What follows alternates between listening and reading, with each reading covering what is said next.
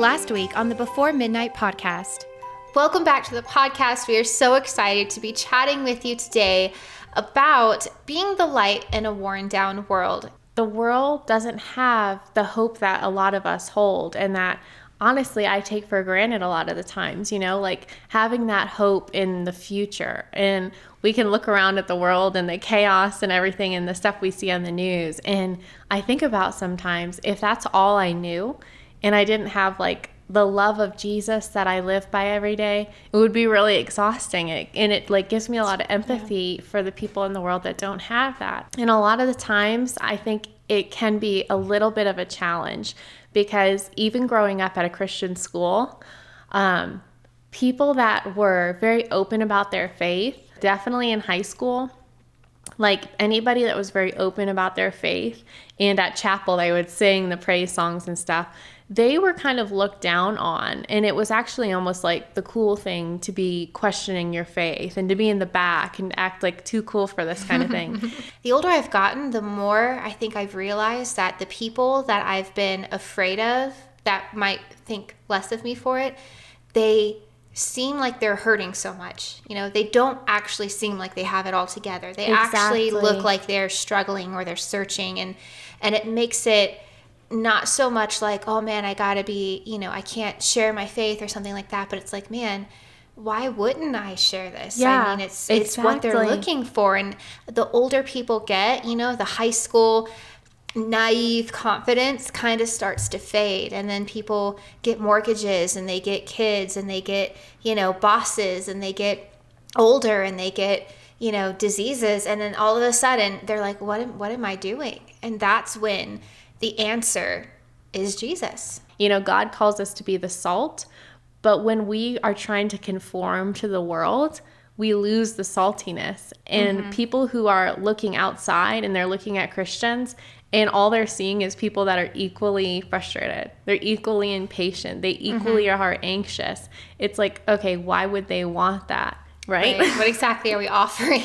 Yeah, exactly. It really comes down to our experience with the light. I think there's a difference between Christians who are kind of going through the motions and they like telling people what to do, and they like to be maybe a bit self-righteous, and they like to share, oh, here's what the word says, and let me tell you 6 steps to this. And, they like to do that because they like the feeling it gives them, versus the people who have spent time with the light. They've gotten to know the light. The light has transformed them. It's healed their wounds. It's carried their sorrows. It's brought them life. Those people, when they go out and they're the light, it's completely a different experience when you meet a Christian like that. And I think that's really, at the end of the day, the goal of all of us is to be that kind of light in the world. In talking about what it really means to be the light, I think we kind of wanted to break this down into what it actually practically means. Sometimes I think that means I have to evangelize to every single person I see. So the woman in the checkout counter, if I don't tell her about Jesus, then I'm a bad Christian, right? And I just brought darkness into that grocery store, right? It's like you feel like this sense of guilt. And like you said, it's not that preaching or evangelism or telling people about Jesus is bad. If you feel led to do that, then you need to do it. And it's a wonderful, wonderful thing. Absolutely. But I think we need to realize that there's more to being the light than just trying to preach a sermon at people, because you may not know where they're at, and that may be the last thing they need to hear. I think when it comes to being the light, a really good story that I think really shows this well is the Good Samaritan in the Bible, which is probably a story you haven't heard since children's church. It was the religious people that were too busy doing the work of the ministry to stop and help this person. And the person that stopped to help, I don't even think told them about Jesus. He came, he saw a need. He helped this person. He took care of their wounds, and he brought them to safety. That was the need, and he met it. And what I find interesting about the story is that Jesus is the one that told it. And I think it's really his heart of like, hey, let me show you, what does it mean to be me in these situations? What does it mean to be the light? What does it mean to show my heart to people? Here's what I would do. In order to illustrate this in the most practical way possible, because we're all about that here on this podcast, we have an acronym for light. L-I-G-H-T. What does it mean to practically be the light? Can I say the word and then you explain it? I would love for that. Can we do back and forth? Wait. That sounds good. But you are going to talk about it too, right? I am. Listen. Listen. Oh, I was supposed to say the letter. I notice that if you read through the Gospels, every time that Jesus healed someone, he did it differently. Because it's not like he came down to earth and said, okay, well, you want to get healed? You want some help? You want to be set free? Okay, here's my standard. Come up here and meet this, and then maybe you can find your freedom. No, he came to them. He found out where their faith was. And then he came to that place and he met them in that place where they were at, and he brought life and healing. And I think especially as Christians, again, whether it's to non-Christians or to fellow Christians, there's so much we can learn about someone and so much that we can bring as far as light is concerned when we take the time to listen to where they're at. What are they dealing with? What are they struggling with? What are they believing God for? What are they wanting out of life? What are they desiring? Where are they hurting?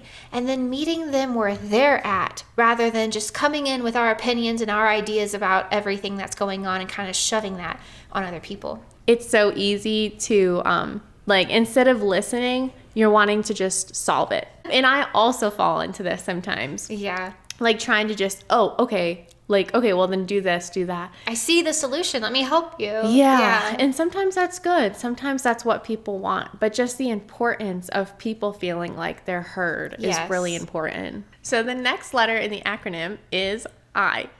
For interest. Having interest for someone and having empathy, like putting yourself in their shoes and caring about what they're going through, being willing to listen. This is all about being the light. And so being the light, like we've said, is really about being Jesus for people, right? Like representing his heart for them. And he takes an interest in us. Yeah. He takes an interest in the things that we care about and the things that we're passionate about and the things that matter to us. And it's amazing. If you want to learn how to be a better communicator or learn how to be social lubricant, I don't know, that's not a very great word, but learn how to be someone who's really good at like conversation with people. Find out what they're interested in and then ask them about that, because it is the fastest way to their heart. All right, so the letter G stands for grace. Being graceful towards people. No matter what, no matter how great the person is, if there are people in your life, you're going to have to forgive them at some point. Like they're going to do something, or you're going to perceive that they do something that's going to require some forgiveness, and it's going to require some grace. And when we're talking about being the light in people's lives, if they can't believe that you would show them grace when they don't deserve it, then why would they believe that there's a God who would show them grace as well? Because we're all super aware that we have flaws, right? Like, I think all of us are pretty aware. Even if we pretend and we have a facade, we're all super aware that we have flaws, that we make mistakes, that we're not worthy of true love. I think that's what we all feel deep down inside. And so one way that we can really show light, show the heart of Jesus for people this season, is to be graceful. Whether that's in our marriages, whether that's with our kids, whether that's with our friends, whether that's with our coworkers. I feel like that's one that gets left off a lot of times. But man, everyone's under so much stress these days. Our world is just full of workaholics. And Jeff and I just recently got back from a trip to Europe. We went to Holland and France and this fall. And a topic that we kept talking to people about was work. And it's very, very interesting, the different mindsets that Europeans have about work versus Americans. And we would kind of explain it to them, and they would just be like, oh my gosh, why? Why do they feel like they need to work that much? Why? Like, that's not the point of life. Like, what are they doing? And it's just like, I'm a European at heart. European at heart right here. We're just going to move to France, and it's going to be fine. But eat baguettes. And go to Disneyland Paris. It's fine. But it is shocking. And, America is also an amazing place, right? Like, we're full of people who are just kind of like, go get it done. Like, it is amazing. And so that entrepreneurial spirit is a very good thing. But a lot of the unhealthy attitude that we Americans have about work kind of leads to us having very little grace on ourselves. And when we have very little grace on ourselves, we have very little grace for other people. And I think especially in the realm of work, it's so easy because we see how we're struggling, we're doing everything we can, and we're not appreciated, right? We did an episode on when you're overworked and underappreciated. Yes. Check that out if you feel that way. But when you feel that way, and then other people just seem to irritate you, or they seem to not take you seriously, or they drop the ball, or they don't come through for you, or they feel like you're just not important, it's so easy to judge them and to treat them differently.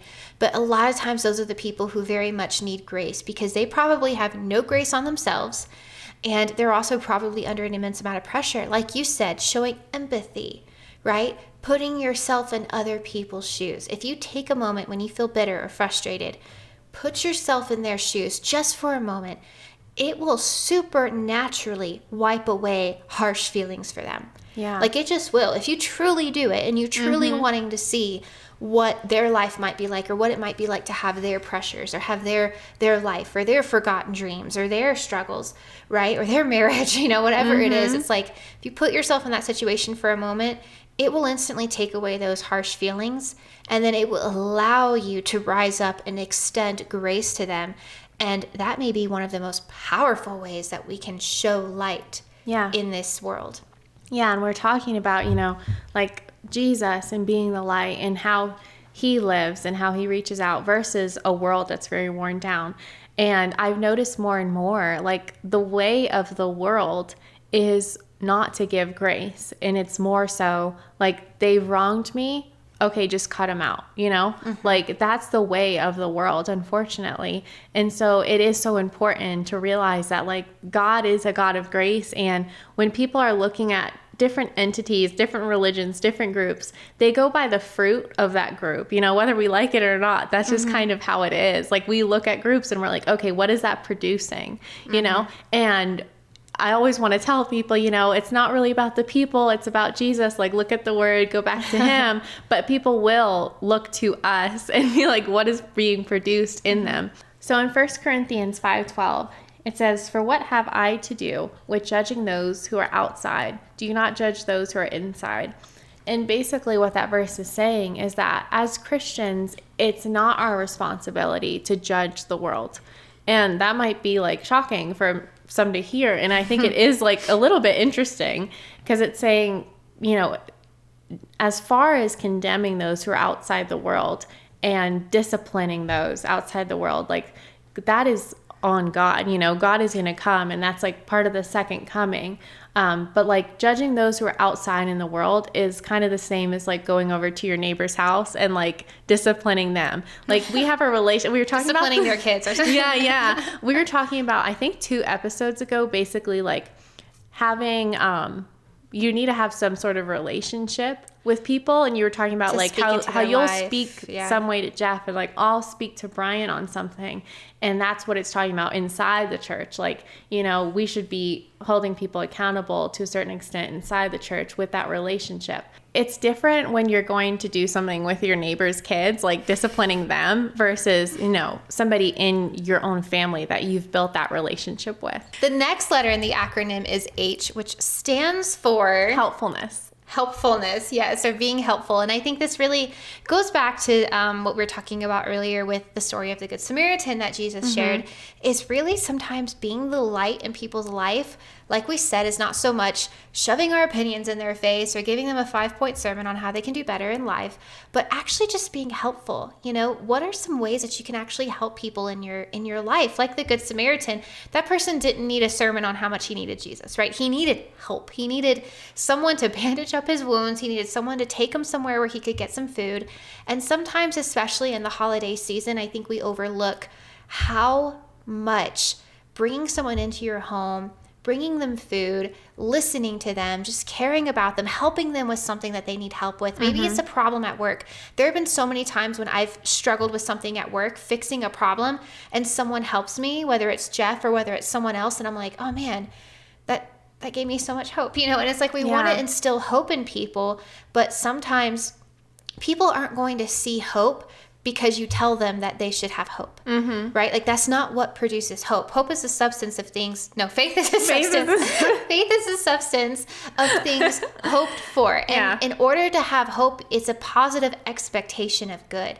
And there's so much negativity in this world right now. People don't have hope. I mean, all you have to do is turn on social media or the news and you're instantly depressed. I mean, there's just so much going on, and not a lot of people have a lot of hope. But bringing hope into people's life can sometimes mean just being helpful, helping them with a problem or helping them with a need. And that can shine so much light into their life more than anything else. Yeah, and I feel like at work, it's easy for me to be helpful, but then when I get home, I feel like one of the hardest resources for me to give is time, because I get so into a schedule, and I'm kind of very routined in some ways I'm not, but like being helpful and making that time for people is something that I try to work on. And I do think there's a balance to that, because with Jesus, even like he was the most helpful. He spent hours healing people, delivering people, speaking to people into their lives. But at the same time, Jesus also took time just with the Father. It said many times in the New Testament that Jesus went away and prayed alone, So there is a balance there too. But it is like, I love that you said, it points people to Jesus and it gives them hope when they're seeing helpfulness in the church. Absolutely. Because I mean, we all know that Jesus is the help that they need. But how are they going to know that he's actually helpful and not just another standard that they're failing to hit? Exactly. And I think one way is for us to, like we're talking about in this episode, be the light, be Jesus for people. And he came to help us. Like we talked about earlier, he never healed anyone the same way twice, because he came to where they were. And so what we can do for people is to come to where they are in the midst of their struggles and whatever problem they have, listen, show interest in it, and then be helpful and help them solve it. And then they've just experienced a piece of Jesus that they're going to want more of. Yeah. So the next word in the acronym is T for trustworthy. And when we're thinking about trustworthy, I feel like there's a lot of things and ways that I need to grow, but I feel like one thing I've always valued is like being a confidant for somebody. Like if people tell me something, I will, and they tell me like, hey, this is private, don't mention it. Like I won't even tell people I'm closest to, So like, I feel like that is such a value for people when they know that they can come to you and it's not going to be something that you repeat to so many people. And it also like brings it back to being like, why are they so trustworthy? Because when you look into the world, I feel like it's so easy for people to just like, spill everything, right? And so it really points people to the faithfulness that God has. But it also kind of made me laugh because one thing I'm working on that's on the flip side of that is like in high school, I don't know if I've ever told you this before, but in high school, I was like voted for the person that's most likely to cancel for Netflix.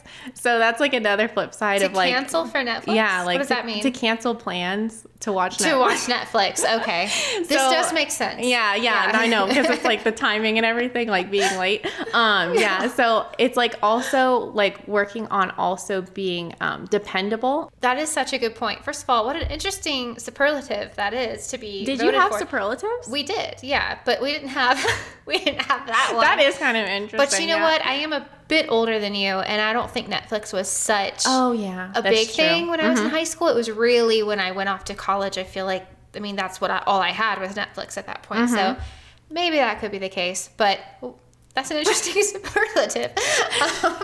But it's so true. Like being someone who is dependable, something with the whole gossip thing, like you said, like kind of being like a trustworthy person with someone.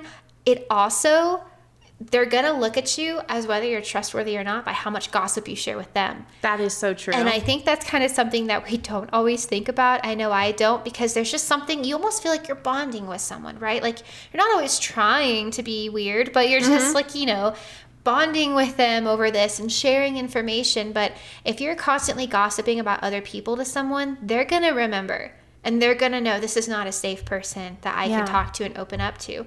And so just being someone with a consistency of character, I think is really important when we talk about being the light for people, showing Jesus to people this season, and really every season, of course. but is just showing that consistency of character where you're not just always going up and down, right? Like, you might be really irritated and frustrated one day, but then you're just like really surprisingly nice and happy the next day. And it's that's really terrifying for people. That's not a safe place, right? Like, they say that children who grow up with parents like that, like, they feel so unsafe. That's one reason why Mr. Rogers, one of many reasons why that show I think was so successful, is because he showed up every day. He did the same thing. He took off his jacket. He put on his cardigan. He took off his shoe, right? He was consistent. He was consistent in showing up, and he was consistent in his tone. He was consistent in his character. And we think that kids need that, but adults need that too, right? Like, absolutely. It's absolutely crazy. And I think one way this can show up too is in work, since we're talking about work a lot. Sometimes it's easy to get and I mean, we all do it. It's so easy to get so overwhelmed and so stressed out about things that we just kind of let loose and we just kind of let people have it. And then, of course, I mean, I don't know if I've ever let anyone at work have it. That's not really my place. But it's like in a smaller degree, in right? a smaller like degree. If someone sees that you're up and down, it's like, okay, well, maybe I'm not going to trust them with as much. I'm not going to trust them with much, and maybe they're not someone that I can depend on. And the thing is, if they can't depend on you as a Christian, what makes them think that they can depend on God, who you represent? And I think that's really the key of dependency. Is it's not that you never make a mistake. It's not that you're perfect. It's not that you have all the answers or all the solutions. But what is it like? There is, real quick. There is a contest for people to paint pictures of what it means to have peace. What does peace look like in a painting? And there was this contest, and there were lots of paintings of, peaceful gardens and lambs laying down in the field and just what you kind of think of with peace. But the painting that won was a little bird in the branch of a tree, and there was a massive crazy storm happening around it, but it was at peace. It was still, covered in the branches of this tree. And I think really that's what people are looking for. There's so much going on in this world. There's so much uncertainty in every area of our lives. For most people, marriages, work, finances, purpose, health, those things are all up in the air for them. They don't have confidence in any of those things. And so what we can bring to people is a sense of God's peace in the midst of the storms of life. And how we do that is our character has to be so strong and rooted in His truth and in His love that when we're experiencing these storms and these craziness, we may not be perfect and we may be struggling, but we can go, you know what, I have peace. You know what, let me help you. You know what, we can do this. And you bring a peaceful presence into the situation. That is going to translate so much of God's heart and God's love and God's light than anything else that we could do, especially in the times when it's complete chaos. Yeah, and when you mentioned, like, one of the qualities of peace is consistency. And it's funny, you guys don't see, but our husbands are sitting right behind us right now. And in front of us. In front of us, yes, and behind you. And when I heard dependability and consistency, like, I thought of Brian, because that was maybe one of the best traits that attracted me to him, was that his emotions and everything were always so consistent. And you say, like, opposites attract. Like, that was one of the things that I think my heart was needing in life, was someone that would be constant in their emotions, and like I could always depend on them. And that's like, I've heard other coworkers say, like, Brian's so dependable, you know? So that is true. It's like when you find somebody like that isn't irritated by everything, and it's like very consistent, it makes you feel very safe. And it shows a consistency in faith too. Yeah. Like when we're talking about being the light for people who maybe don't know Jesus, it shows that there's something holding you down that they don't have. Yes, there's that's something so true. else there, because everything else could be going crazy. There could be struggles, there could be stress, and the world says you should be freaking out. But you're just like, it's going to be okay. We're going to get through this. They want that, right? Oh, yeah. Like, that's what people need. They want that anchor in the ocean. They want that calm in the storm. And so I think having a consistency of character and bringing that into people's lives and showing up for them through all these other ways that we've been talking about, and being consistent with that, I think can really shine a light so bright in their life that you're not going to have to really evangelize too much to them at that point. They're going to want to know what you have. And more than that, they're going to trust you, and they're going to seek you out when they need help, and they're going to know who they can turn to when they need a friend. Yeah, absolutely. It's like we see the life of Jesus and we hear the messages, because they say in the Bible, like, this was such a small portion of all of the miracles that Jesus did. Yeah. But it makes me think, because you were talking earlier about how, like, the sinners and everything, they loved being with him. They were attracted to him. And it's like, I'm assuming that a lot of his life was not the preaching, it was the time that he spent with his disciples. And that was like, that was what was attractive. It was his actions more than the words that he was saying. Absolutely. Thank you so much for tuning in. If you enjoyed this episode, then please subscribe to this podcast so you can catch all of the future episodes we have coming your way. And if there's anybody you know who would enjoy this, please share it with them. Thank you so much. We'll see you next time.